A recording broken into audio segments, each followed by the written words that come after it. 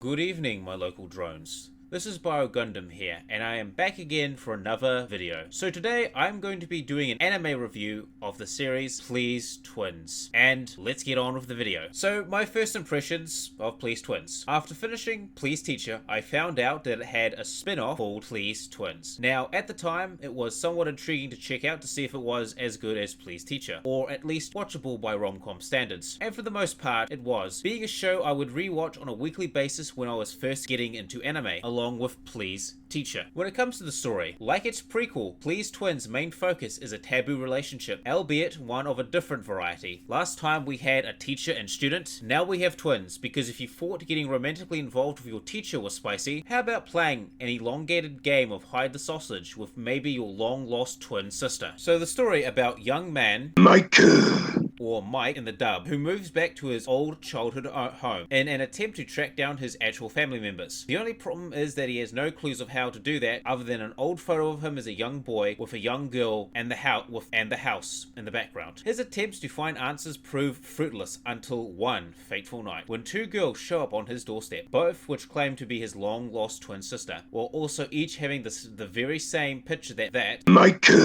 has with him, and also the same piercing blue eyes as him. Brought together by fate or plot convenience, decides to take the two girls in with the condition that they will work together to find out who is the true relative and who is the fake, while in the background both of the girls are developing feelings for their maybe twin brother. Please Twins, like its predecessor, deals with a taboo relationship. However, despite the rather kinky setup, it is surprisingly rather tame and handles the material a bit more maturely than other series of its ilk. This in turn adds a bit more interest, but it still isn't helped by the fact that the story and how it plays out is very dated by modern standards, which is a shame as there are many ways for it to have been better. While it takes the whole incest story element seriously enough, the series could have easily used that as a launching point to become a darker and moodier show, one about suppressing the urge to pursue a forbidden relationship despite the very likely possibility that will ultimately lead to one's ruin. So in this very crucial regard, the show missed an opportunity. Suffice it to say, a koi kaze it is not. Another thing that needs to be mentioned is the way in which they solved the matter of who was the real relative and who was the fake one, as well as the love triangle. While the build-up was good and there were some very nice moments in between, there are two things that dragged the whole thing down. The first was the fact that in the way in which the matter was resolved was very anticlimactic. Not only was it forced, but it sort of just kind of happened. The second is the drama between both the girls that's based on them both thinking that Mike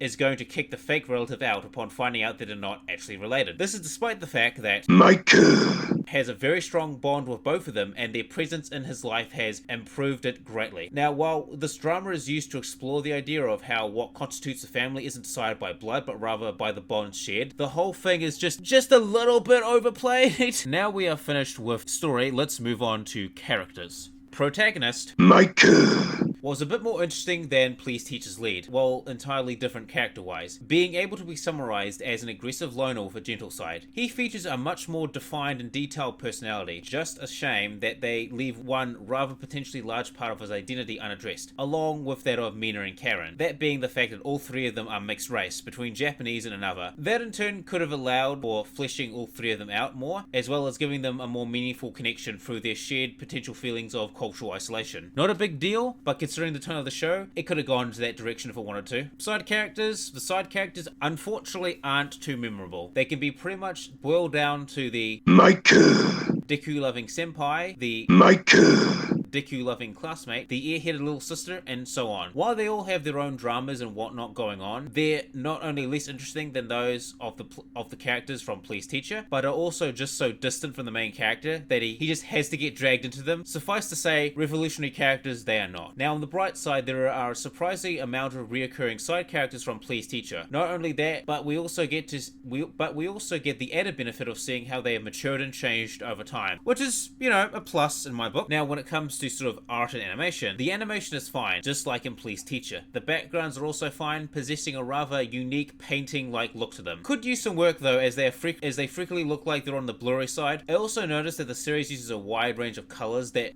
vary from very bright to very dim, so as to match the mood of every scene. The way in which the sunset scenes are done in particular really stand out. The art style is very dated, looking very different from what you get nowadays, but still looking generic and uninspired even by its own time standards. The character character designs, they were good enough for what they're meant for, although weirdly enough, look rather tame considering their inevitable use for fan service purposes. To the sound, or sound effects, I really like the opening. It does a really good job of framing the experience of the show. You know, the imagery used in the first half manages to convey three lead characters' sense of loneliness and alienation, but also how it fades away when they're all together. This puts into center focus not only the main themes of the show, but also the conflict and importance of the relationship between the characters. The ending, on the other hand, while not as strong, does a good job at portraying the underlying and conflicting feelings of the main cast. However, the OST was entirely forgettable.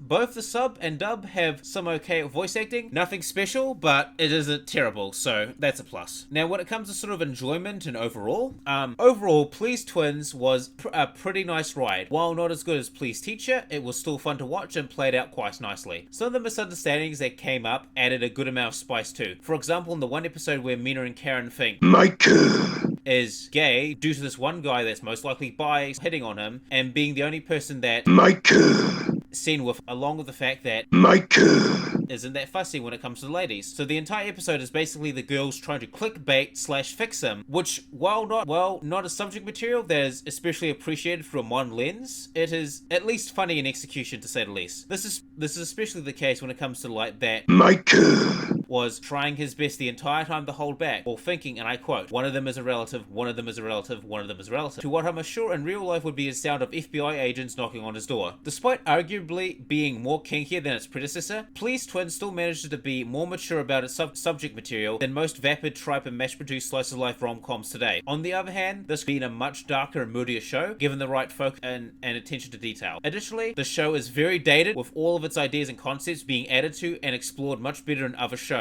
Lastly, the whole relative stranger conflict resolution was very anticlimactic and played out just a bit too melodramatically for my taste. So if you like Please Teacher or rom-coms in general, then you'll probably like Please Twins. However, if you've grown tired of rom-coms, then Please Twins has really nothing of value to offer you because it's pretty much the same old, as it's very dated and only nostalgia fans would really get any value out of it now. And that is the end of my review. I would like to give special thanks to my editor Lone Crit for his continued contribution in these projects, and also to Kaiser Shonen for his lovely voice acting. This is Bio Gundam, signing out.